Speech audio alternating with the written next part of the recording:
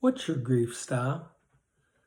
It's not important how other people think about how you should grieve. You're grieving in your own way. My name is David Kohn, and I'm the Bereavement Coordinator for Alabama Hospice Care in Birmingham, Alabama. We're going to spend a few minutes today understanding various grief styles or various ways a person grieves. And one of the things to consider for all those styles is that grieving does have an impact on each one of us in various ways. The first style is the intuitive griever. Dr. Kenneth Doka and Terry Martin came up with the terms intuitive and instrumental grief. Those two believe that people typically lean towards one or the other style. They're not exclusionary to other styles of grieving. They just have a tendency towards grieving in certain ways. And for the intuitive griever, this is a person who has a strong emotional experience, and the outward expression of their grief mirrors those feelings. This style is considered normal grief. And if this is your tendency, it might be to express your emotions through talking or writing or even yelling and screaming. And it would not be unusual at all for an intuitive griever to be one who journals, to be able to write down what they're feeling or even what they're thinking. The second style is the instrumental griever. Now, typically this person is more of a cognitive griever. That is, they're in their heads a lot. They are more rational as they consider the different ways they grieve. The process of the death or the loss happens through their thoughts. So they're less likely to show outward emotions, but instead describe the physical pain that grief is having on them. There might be a tendency to keep thinking about the person or event and not the loss. Most likely, the instrumental griever is not what some may think it is. A third style is the introverted griever. Now, this person is an introvert. The individual can still benefit from strong and safe social support and time with other people. However, comfort many times for them is being alone. And that's okay as long as you don't isolate yourself from other people. If you find that you're having a tendency toward isolation, then it's probably a good time for you to consider getting out with other people or calling up a friend that you haven't seen in a while and maybe having a cup of coffee together. Another style of grieving is being the extroverted griever. After a death or a loss, extroverts typically are going to turn inward in ways they're not used to, declining social invitations, even from family and friends, not answering phone calls, or not answering texts.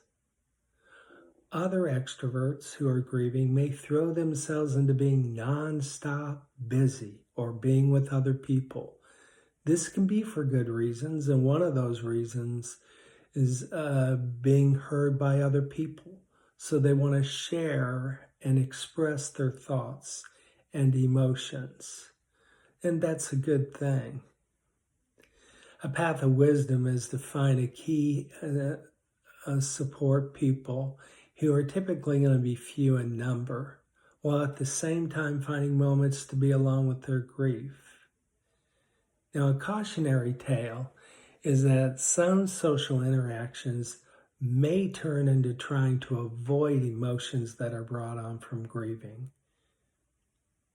I mean, if you find that you are busy all the time since the death and you're not stopping, this is typically a sign that you're trying to keep busy so you don't go to where those emotions are at the moment.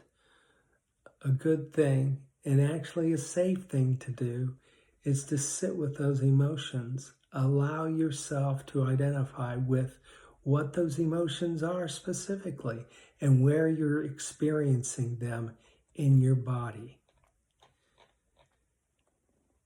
Fifth style is being the optimistic griever. Optimistic and pessimistic people tell themselves different stories about why things happen to them and what kind of impact they will be experiencing. The way we explain difficult life happenings is in so many ways connected to our worldview, how you see life, how you saw life before the death, how you see life after the death. The optimistic griever, according to grief therapist Haley and Williams, they say optimistic grievers will tend to believe the negative impact of difficult life events will not be permanent. It's easier for them to remain hopeful, even in dire situations. Optimistic grievers still experience the holistic pain and grief, yet being hopeful is still a natural outcome for them. Then there's the pessimistic griever. The pessimistic griever tends to tell themselves a cynical story after something difficult happens. So that's not going to change when they're grieving the loss or the death of somebody they love. Typically, not always, they blame themselves, whether it's their fault or not, for negative, bad things that happen. The impact will last forever, so they think. All negative things will have a dangerous or negative outcome from what happens. That's what they're thinking. After a death or a loss, the pessimistic person may find it a challenge to feel hopeful again. The negative impact of grief will last forever. That's a common feeling for somebody who's pessimistic. But let me encourage you to be sensitive toward those things that bring you moments of peace, or moments where you had a tendency to feel a bit hopeful about what could be. I think it's good to feel hope. So a person who has a tendency towards pessimism shouldn't panic. Again, therapist Haley and Williams says this doesn't mean you're fated to never find hope after loss. It just means you'll need to do some more deliberate and focused coping. Well, I appreciate you taking a few moments out of your schedule today, and I hope that this was helpful for you. Now, remember, in the search bar on YouTube, just put in AHC grief class, and you'll be able to locate the other classes that have already been recorded, and you can look at them at your leisure. Thank you for taking time out of your schedule today. I appreciate it. God bless.